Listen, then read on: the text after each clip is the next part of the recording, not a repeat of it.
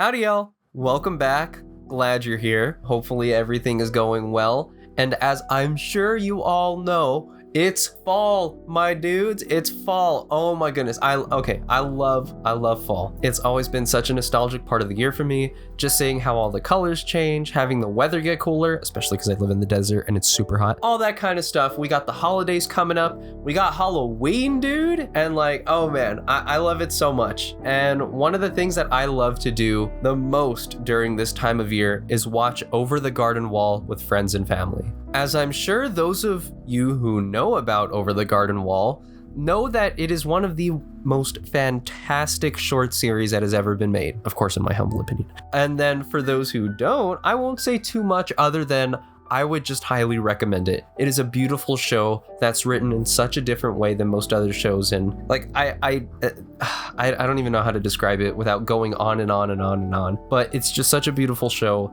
and the reason I'm talking about it right now is because I recently watched it with my friends, and I got more in depth into the art style and the production of the show, and I actually came across the art director's Tumblr page, and I found that he had a tutorial for how he made some of the backgrounds. So, since I've been wanting to learn some background tips and stuff, especially since I love Over the Garden Wall, the art style and everything, I just decided to try out this tutorial to see what I could come up with.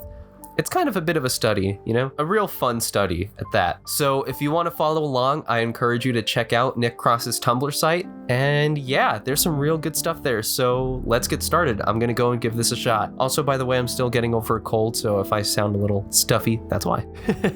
Anyways, step one. So we set up a document to 1920 by 1080. Those are the dimensions, except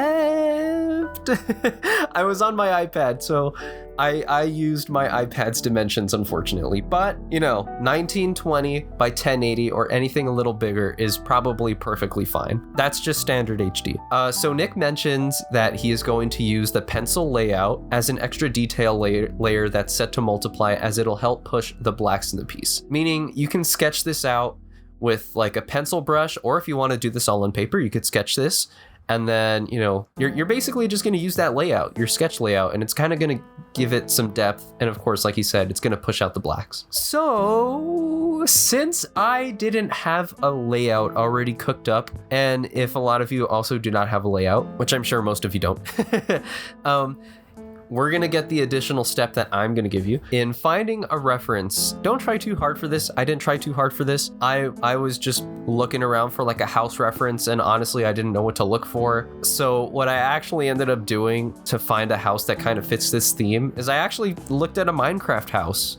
So I looked up Minecraft houses and I decided to draw this one. It's kind of similar to the one in the tutorial. And I know, like, you know, you could pick whatever you want, but I think this is just easier for me to follow along with.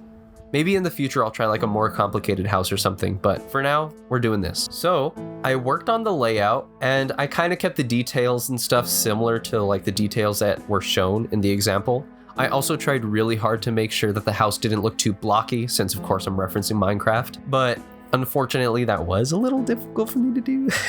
And it was kind of difficult for me to like connect the corners and make lines connect. I still struggle with a little bit of perspective. You know, I mainly focus on biology, not biology, but you know, I've been doing human forms, more organic shapes. Straight lines is kind of, it's a little new to me. And buildings are just hard, yo. But anyways, then of course, once I finished that up, I did do the line work for that. And then I moved on to the second step.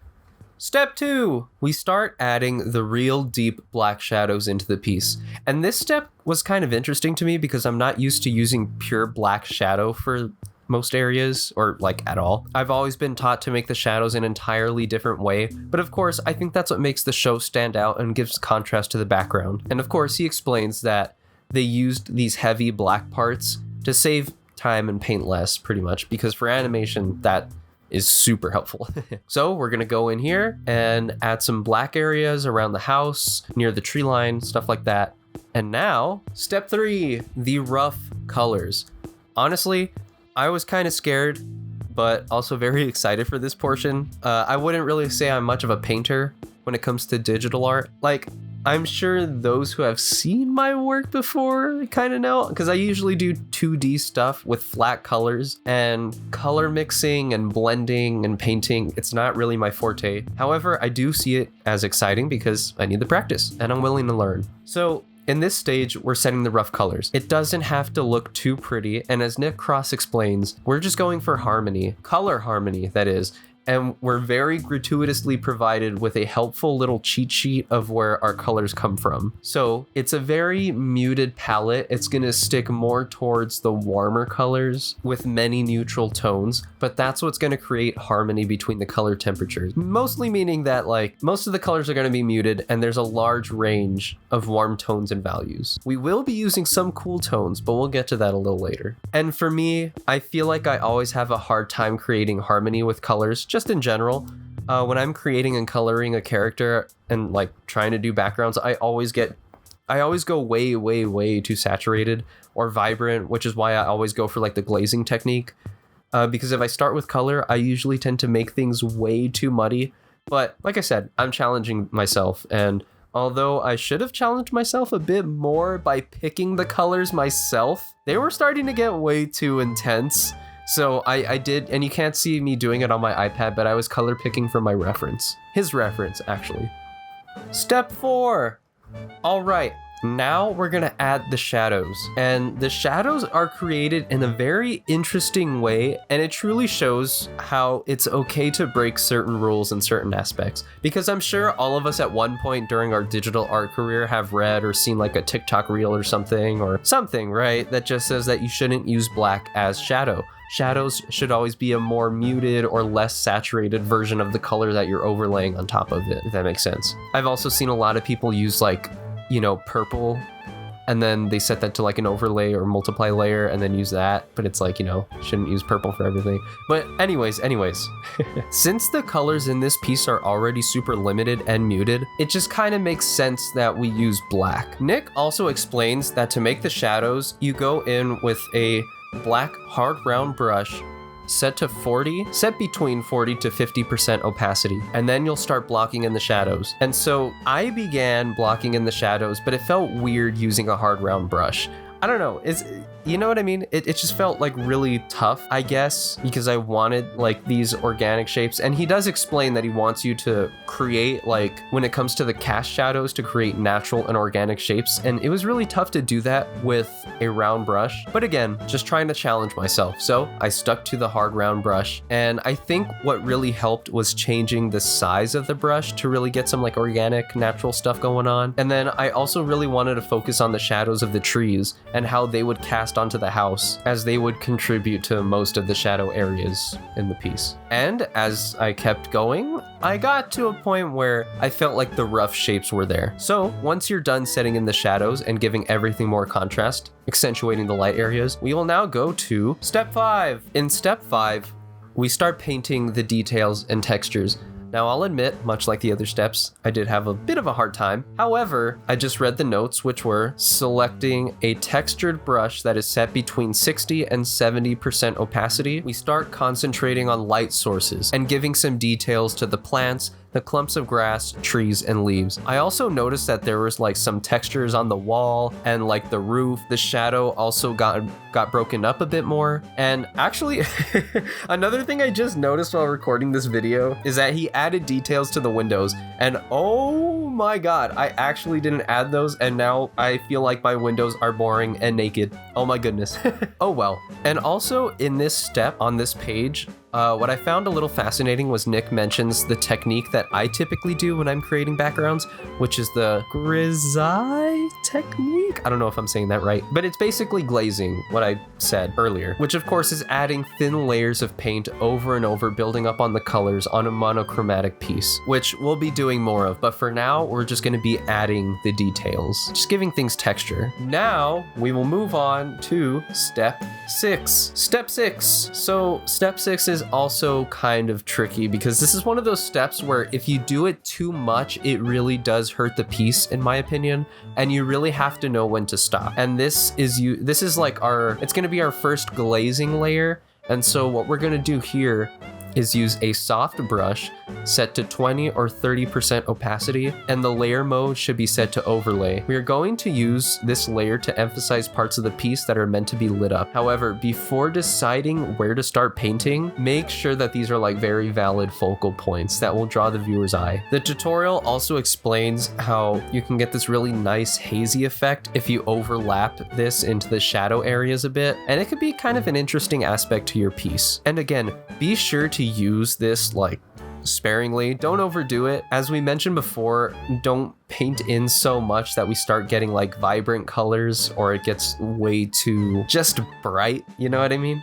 You are free, obviously, to do whatever you want and adjust the colors as you want, but for tutorial's sake, we're still trying to stick to the muted palette and harmony, with of course minor exceptions. We're trying to stick to the show style, I should say. Now, once you have all of that figured out, we're gonna move on to step 7. Step 7 is mostly like a tighter cleanup phase. Messy parts should get more refined, and we should go over many parts, or any parts, that you may have missed painting. Something that's optional but recommended at this stage as well is that he dropped in like full color character models of the main characters, Wirt, Greg, and Beatrice, to see if they actually coincide with the background and don't get lost. And also post painting, now that I'm looking at the reference, I noticed that he changed the sky color as well to like something a little more browner, which I didn't catch, and that's why my sky is a little more bluish than I would like it to be. But yeah, so maybe just go on the internet, find like a real quick PNG of Wirt, Greg, any of the characters, and see if they fit in your background. See if they're not really see if they actually are fitting in the world that you're creating. It's okay if they're not, but I think that this is a good way to really just check and see if you're heading in the right direction. And again, if not, it's completely fine. This is still just for practice and of course for reference. And now that you have everything looking pretty nice and clean for the most part, we're gonna move on to step 8, which is actually step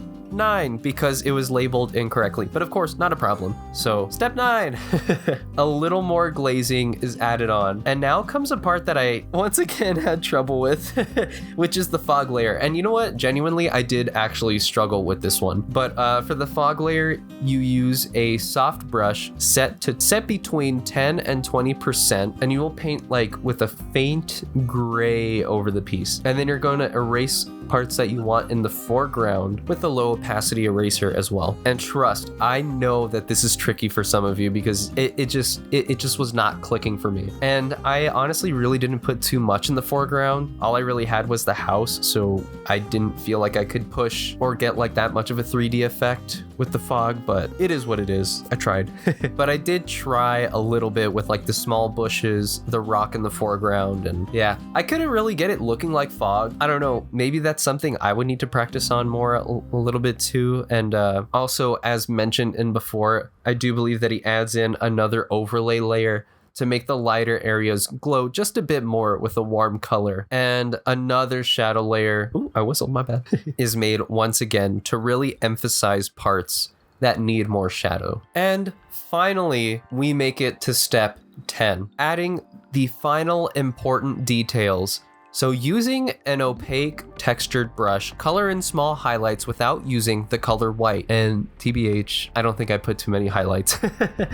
I think I didn't really skip this step, but I didn't do too much in this step because I wasn't too confident. And I don't know. It was just a little scary, okay? I'm fully aware that this is digital and I can get rid of any mistakes, but I just, you know, I should have looking back. But anyways, I left it here and I decided to add my own little details instead, which were, I brought the models back in and then I decided to paint in their shadows so that they would fit a little more in the background. Then I also, these are kind of like more personal decisions, I guess, but I added a vignette, which means I put like a soft black frame around the whole piece, which I think kind of helped a bit more. And then I tried one more technique that I usually try when I want things to pop out a bit more, and that was to add some blur. So I flattened the image and then I duplicate it, and then the top layer I put a Gaussian blur, maybe set to like around 7% on Procreate. And I made a layer mask, and with a soft brush I started painting in areas that I wanted to be clear, which was mostly like the foreground stuff, the bushes, and then the background had like a bit of blur to it. And yeah, so this is the final piece, and I think it looks pretty all right. I'm not 100% happy with it. I would like to try this again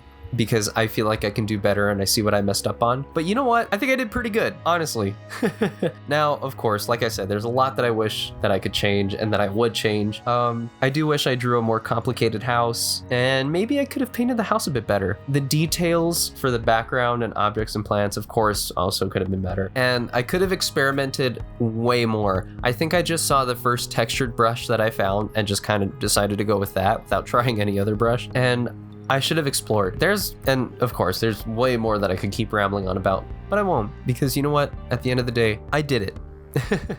I made another piece of art. Whether it's good or not, I did it. I put in the work and I learned a lot from this, and I'm willing to try this again because this actually was pretty fun. So anyways, this is my over the garden wall background painting, following a tutorial by Nick Cross, the art director for Over the Garden Wall. And yeah, let me know what you guys think down below. And if there's some sort of, actually there is a way, if you decide to do your own, tag me on Instagram. That's probably where I'll see it. I would love to see how you guys do with this tutorial. I think it's really fun. I think it's really cool. It's so good. I don't know what words I'm trying to say, but it's right on time for the fall and Halloween vibes, the spooky vibes coming in. It just I don't know. I love it. I think it would be so much fun.